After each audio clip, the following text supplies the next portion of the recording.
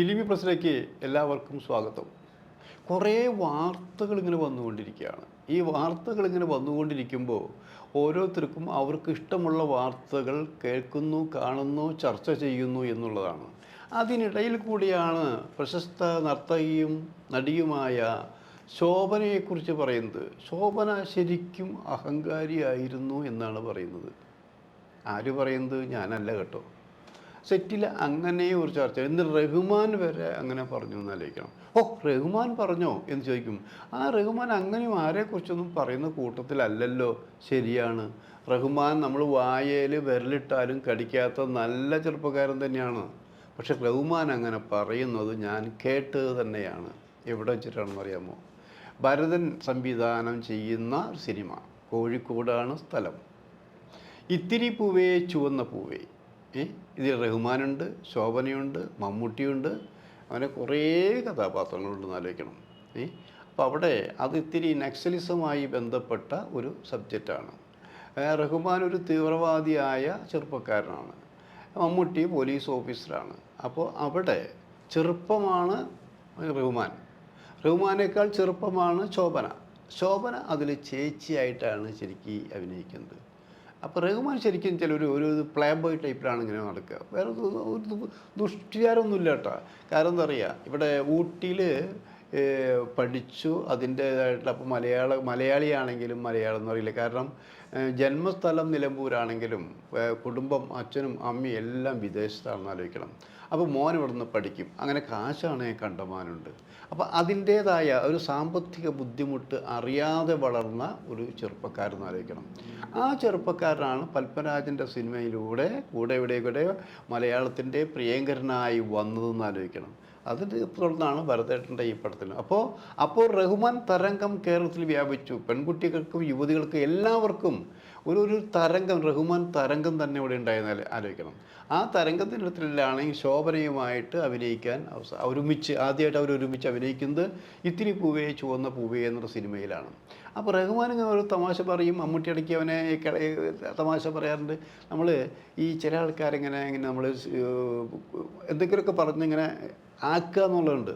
അപ്പോൾ മമ്മൂട്ടി തമാശയ്ക്ക് പറയും, ഭരതേട്ടൻ അതിന് ചൂട്ടുപിടിക്കും, ഇങ്ങനെയൊക്കെയായിരുന്നു. അപ്പോൾ അങ്ങനെ നോക്കുമ്പോഴാണ് എന്താ പറയുക, ഇവർ മലയാളത്തിൽ പറയുമ്പോൾ റഹ്മാനും മലയാളത്തിലേക്ക് തിരിച്ച് പറയാൻ അത് അറിയുന്നില്ല. കൂടുതൽ ഇംഗ്ലീഷാണ് വരുന്നത്. അപ്പോൾ അവർ ഒറ്റപ്പെട്ടതുപോലെ തോന്നുന്നു. കാരണം ഇവർ ബാക്കിയുള്ളവർ ഇംഗ്ലീഷ് അധികം സംസാരിക്കുന്നുമില്ല. അങ്ങനെ നോക്കിയപ്പോൾ ശോഭനയ്ക്കും മലയാളം വളരെ കുറച്ച് അറിയുള്ളൂ. ശോഭന മലയാളിയാണ്, തമിഴ്നാട്ടിലാണ് ജീവിക്കുന്നത്. അപ്പോൾ തമിഴും ഇംഗ്ലീഷാണ് കൂടുതൽ അറിയുന്നതായിരിക്കണം. അപ്പോൾ ശോഭനയുമായൊരു കൂട്ടുചേർന്നാൽ സുഖമായിട്ട് സംസാരിക്കാം, ഇംഗ്ലീഷ് സംസാരിക്കാം എന്നൊക്കെ നോക്കിയപ്പോൾ ശോഭന മൈൻഡ് ചെയ്യുന്നില്ല. ശോഭന ടേക്ക് കഴിഞ്ഞാൽ നേരെ ഓടി അമ്മയുടെ അടുത്തിരിക്കുന്നു. അമ്മയുടെ അടുത്തിരുന്ന് എന്താ ബാഗ് തുറന്ന് പുസ്തകം എടുത്ത് വായിക്കുന്നു. പിന്നെ അങ്ങോട്ടും ഇങ്ങോട്ട് നോക്കില്ല. പിന്നെ ഷോർട്ട് സമയത്ത് വിളിച്ചാൽ മാത്രമേ ഇറങ്ങി വരാറുള്ളൂ. ഇത് കണ്ടപ്പോൾ ഈ റഹ്മാൻ പറഞ്ഞില്ല, അയ്യോ ഇത്ര അഹങ്കാരമായി ഇത്. ഇപ്പം ഞാനൊക്കെ എത്ര അഹങ്കരിക്കണം, അല്ലെങ്കിൽ മമ്മൂട്ടിയൊക്കെ എത്ര അഹങ്കരിക്കണം എന്നൊക്കെ ചോദിച്ചു തുടങ്ങി കേട്ടോ. എന്നാലും എന്തോ ബുദ്ധിമുണ്ട്. അപ്പോൾ പലരും പറഞ്ഞു, ഭയങ്കര തലക്കനുള്ള ഒരു പെൺകുട്ടിയാണത്, അതിനോട് അടുക്കണ്ട വെറുതെ കേട്ടോ. ഒന്നാമത് ഇത്തിരി ഹൈറ്റ് ഉണ്ട്. നിങ്ങൾ ഹൈറ്റൊക്കെ ഒരേപോലെ വരില്ലോ. അപ്പോൾ റഹ്മാൻ അങ്ങനെ വാശിയുണ്ടെങ്കിൽ, അങ്ങനെ കൊമ്പുണ്ടെങ്കിൽ ആ കൊമ്പ് ഞാൻ ഒടിക്കുമെന്ന് തീരുമാനിച്ച് 2 ദിവസം കഴിഞ്ഞപ്പോൾ നേരെ അവരെടുത്ത് തന്നു, ശോഭനെടുത്ത് തന്നു. എന്താ ശോഭന ഈ നമ്മൾ സംസാരിക്കാത്തത്? നമ്മളൊക്കെ ഒരേ പ്രായക്കാരാണ്, അല്ലെങ്കിൽ എന്നേക്കാൾ പ്രായം കുറഞ്ഞ ആളാണ്. നമ്മൾ ലൊക്കേഷൻ വരുമ്പോൾ നമ്മൾ സഹോദരന്മാരെ ഇപ്പോൾ അല്ലേ ജീവിക്കേണ്ടത്? എന്താ ആരോടും മിണ്ടാത്ത്? ഇങ്ങനെ വന്ന് ടേക്ക് കഴിയുക, മുഖം വെറുപ്പിച്ച്, അല്ലെങ്കിൽ പുസ്തകപ്പുഴ ഇരിക്കുക, എന്താ ഇംഗ്ലീഷിലൊക്കെ ചോദിച്ചു. അപ്പോൾ ഇംഗ്ലീഷ് തന്നെ ശോഭന കുറേ നോക്കിയിട്ട് പറയുന്നു, വേറൊന്നുകൊണ്ടൊന്നുമല്ല, എനിക്ക് അഹങ്കാരമൊന്നുമില്ല, ഞാനൊരു പാവപ്പെട്ട പെൺകുട്ടി തന്നെയാണ്, സിനിമയിൽ അഭിനയിക്കണമെന്ന് വിചാരിച്ച ആളൊന്നുമല്ല. ബാലേന്ദ്രമേനൻ്റെ ഏപ്രിൽ 18 നായികയായിട്ട് നിങ്ങൾ കണ്ടു കാണുമല്ലോ. അവിടെയും ചോദിച്ചു, ഞാൻ ആർക്കും ഒരു ദ്രോഹം ചെയ്തിട്ടില്ല, എന്നാലും അവിടെയും എനിക്ക് പഴി കേട്ടു. എന്നെക്കുറിച്ച് മേനോ സാറ് മോശമായിട്ട് സംസാരിച്ചിട്ടുണ്ട്, പലരും പറഞ്ഞിട്ടുണ്ട്, ഞാൻ എന്ത് തെറ്റിയോന്ന് എനിക്കല്ല. ഇങ്ങനെയൊക്കെയാണ് ശോഭന സംസാരിച്ചത്. അതുകൊണ്ട് പിന്നെ ഗോസിപ്പുകളിൽ വരാതിരിക്കാൻ വേണ്ടിയാണ് ഞാൻ ഈ ഷോട്ട് കഴിഞ്ഞ് വന്ന് പുസ്തകമായിട്ട് വായിക്കുന്നത്. ആകെ നിഷ്കളങ്കയായി തന്നെ പറഞ്ഞു. അപ്പോൾ റഹ്മാൻ പറഞ്ഞു, അതാണോ കാര്യം? അപ്പോൾ റഹ്മാൻ ഇത്രയും ഇങ്ങനെ ചിന്തിച്ചത് ദോഷമായോ? അങ്ങനെയൊന്നും ഞാൻ ചിന്തിക്കുന്നില്ല. റഹ്മാൻ തൻ്റെ തുറന്നു. ഞാൻ സത്യം പറഞ്ഞ ശോഭനയെക്കുറിച്ച് ഞാൻ എന്തോ അഹങ്കാരിയാണോ, അങ്ങനെയാണ് ഇങ്ങനെയാണ്, 4 പ്രാവശ്യം ഉർവശി പെട്ടെന്ന് നേടിയ നടിയാണ് എന്നൊക്കെ ഞാൻ ഒരു തമാശ രൂപത്തിലും ഞാനൊക്കെ വിചാരിച്ചു പോയി. സോറി കേട്ടോ, ഞാൻ തെറ്റായിട്ടൊന്നും വിചാരിച്ചിട്ടില്ല എന്ന് പറഞ്ഞു. അപ്പോൾ ഇറ്റ്സ് ഓക്കെ, ഞാനും അങ്ങനെ വിചാരിച്ചിട്ടില്ല. ആർക്ക് കണ്ടാലും ഞാൻ ഇപ്പോൾ എൻ്റെ പെരുമാറ്റം കണ്ടാൽ അങ്ങനെ തോന്നുള്ളൂ. അതിപ്പോൾ ഞാനിപ്പോൾ എന്ത് ചെയ്യാൻ പറ്റുമെന്ന് വെച്ചു. പിറ്റേ ദിവസം മുതൽ അവർ തമ്മിൽ ഷോട്ട് കഴിഞ്ഞാൽ ഇംഗ്ലീഷിൽ അവർ തമ്മിൽ സംസാരിച്ച് കൊച്ചുങ്ങനെ അടുപ്പായിട്ട് പിന്നെ അവർ നായിക. അപ്പോൾ പിന്നെ ഭരതൻ്റെ തന്നെ ചിലമ്പ് എന്നുള്ളൊരു സിനിമയുണ്ടെന്ന് ആലോചിക്കണം. ആ ചിലമ്പിൽ ശരിക്കും ആലോചിക്കണം, ബാബു ആന്റണിക്ക് നല്ല റോളാണ്, ശരിക്കും നല്ല സൂപ്പർ റോളാണത്. അതിൽ റഹ്മാനും ശോഭനയുമാണ് നായകനും ശരിക്കും നായികയും ആലോചിക്കണം. അവിടെ വന്നപ്പോൾ ഈ സത്യത്തിൽ ശോഭനയുടെ പെരുമാറ്റം കണ്ടിട്ട് റഹ്മാൻ ഞെട്ടിപ്പോയി. കാരണം വേറൊന്നുമല്ല, ഈ ഇത്തിരി പൂവേ ചുവന്ന പൂവേ ലൊക്കേഷനിൽ കണ്ട പാവം പിടിച്ച പെൺകുട്ടി ആയിരുന്നില്ല ശോഭന എല്ലാവരോടും സംസാരിക്കുന്നു, തമാശ പറയുന്നു, കൊച്ചു കൊച്ചു തമാശകൾ പറയുന്നു, അങ്ങനെ അടിച്ച് പൊളിച്ചുള്ള രീതിയാണിത്. എന്ന് വിചാരിച്ചിട്ട് വാക്കുകൾ മോശമായിട്ട് പറയാറില്ല, അശ്ലീലം പറയാറില്ല, ഒന്നുമില്ല. എല്ലാവർക്കും ഇഷ്ടപ്പെടുന്ന രീതിയിൽ ഇങ്ങനെ സംസാരിച്ച് നിൽക്കുകയാണ്. കാരണം പ്രത്യേകിച്ച് നർത്തകി കൂടിയാകുമ്പോൾ കൈയും കണ്ണും എല്ലാം കൂടി ആക്ഷനും കൂടി ഉണ്ടായിരിക്കും. അതിൽ ഒരു ആക്കിയ പോലെ ചില സംഭാഷണം കൂടി പറയുമ്പോൾ എല്ലാവർക്കും ഇഷ്ടപ്പെടും. അപ്പോൾ റഹ്മാൻ ചോദിച്ചു, ശോഭന നിനക്ക് എന്ത് പറ്റി? എന്ത് പറ്റി? ഞാൻ വല്ലതും തെറ്റ് ചെയ്തു? തെറ്റല്ല, നമ്മൾ അന്ന് ആ പടത്തിൽ കണ്ടപ്പോഴേ നീ ഒരു പാവമായിരുന്നില്ലേ, ഇപ്പം നീ എല്ലാവരോടും സംസാരിക്കുന്നു, ടോക്കറ്റീവ് ആവുന്നു, അങ്ങനെ പറയുന്നു, ഇങ്ങനെ പറയുന്നു, അസൂയ തോന്നുന്നുണ്ട് എനിക്കെന്ന് പറഞ്ഞു. അപ്പോൾ റഹ്മാനല്ലേ പറഞ്ഞത് ഞാനിങ്ങനെ ആവാൻ പാടില്ല എന്നുള്ളത്? റഹ്മാനല്ലേ പറഞ്ഞത് ആ തലക്കനം പാടില്ല എന്നുള്ളത്? ഞാനിപ്പോൾ ഓരോ സിനിമ കഴിഞ്ഞപ്പോൾ ഓരോന്ന് മനസ്സിലാക്കിക്കൊണ്ടിരുന്നു. കാരണം ഈ കേൾക്കുന്നതൊന്നും അല്ല സിനിമ.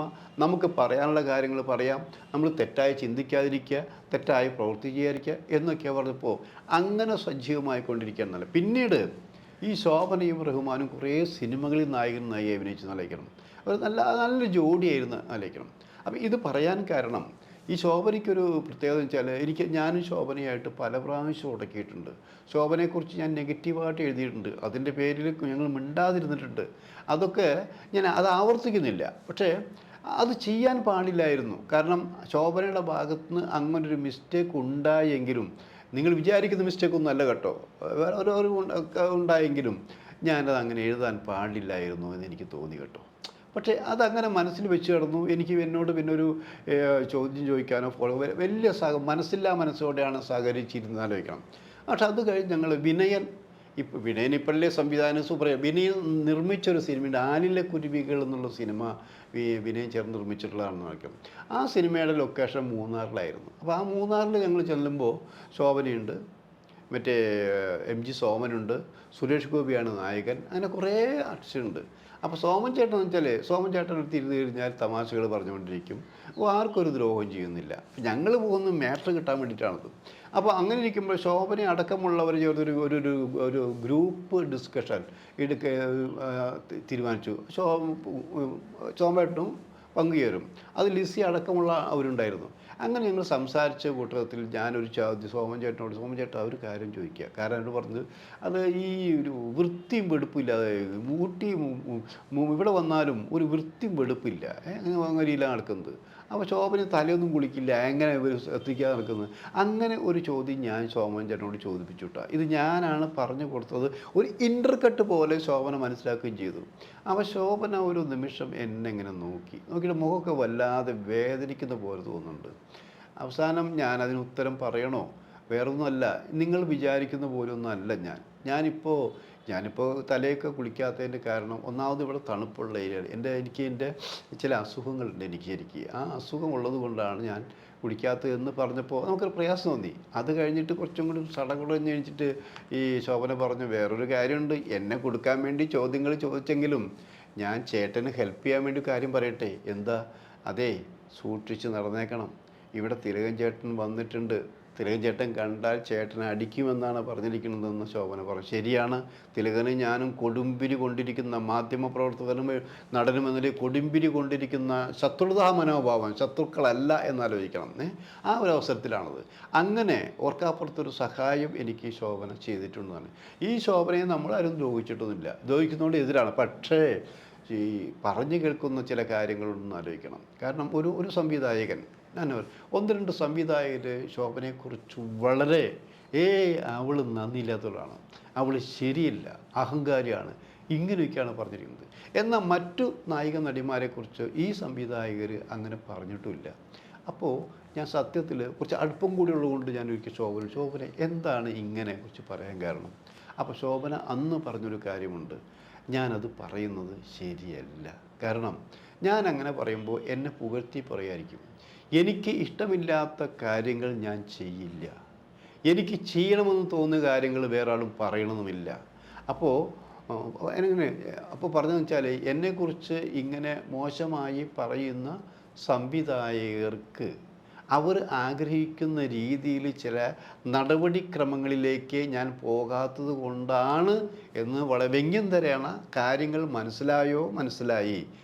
അതായത് ഇപ്പോൾ നമ്മൾ പലതും കേട്ടുകൊണ്ടിരിക്കുന്നില്ലേ, ഇപ്പോൾ ഹേമ കമ്മിറ്റി റിപ്പോർട്ട് പോകുന്ന പ്രശ്നങ്ങൾ കേൾക്കുന്നത് പോലെയുള്ള അനുഭവങ്ങളിലേക്ക് വിധേയയായി ശോഭന പോകാത്തത് കൊണ്ടുള്ള അമർഷവും ദേഷ്യവും കൊണ്ടാണ് കുരുത്തം കെട്ടവൾ, അവർ ഗുണം പിടിക്കില്ല, അവൾ അഹങ്കാരിയാണെന്നെല്ലാം പറഞ്ഞത് എന്ന് ശോഭനയുടെ വാക്കുകളിൽ പറഞ്ഞപ്പോൾ ഞാനിപ്പോൾ ഈ കാലഘട്ടത്തെക്കുറിച്ച് ആലോചിച്ചു പോയി. കാരണം ശോഭന ഇപ്പോഴും നൃത്തത്തിനു വേണ്ടി ജീവിതം ഒഴിഞ്ഞു വച്ചിരിക്കുന്നു, നൃത്തത്തിൽ പരീക്ഷകൾ നടത്തുന്നു, ഇപ്പോഴും അഭിനയിച്ചുകൊണ്ടിരിക്കുന്നു.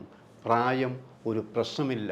കടമകളെക്കുറിച്ച്, കർത്തവ്യങ്ങളെക്കുറിച്ച്, ഗ്രാമത്തെക്കുറിച്ച് ചിന്തിച്ചുകൊണ്ട്, അതായത് വിവാഹം പോലും മറന്നുകൊണ്ട് കലയ്ക്ക് വേണ്ടി ജീവിതം ത്യജിച്ചു വച്ചിരിക്കുന്ന ഒരു അഭിനേത്രിയായി ശോഭന തുടരുകയാണ്.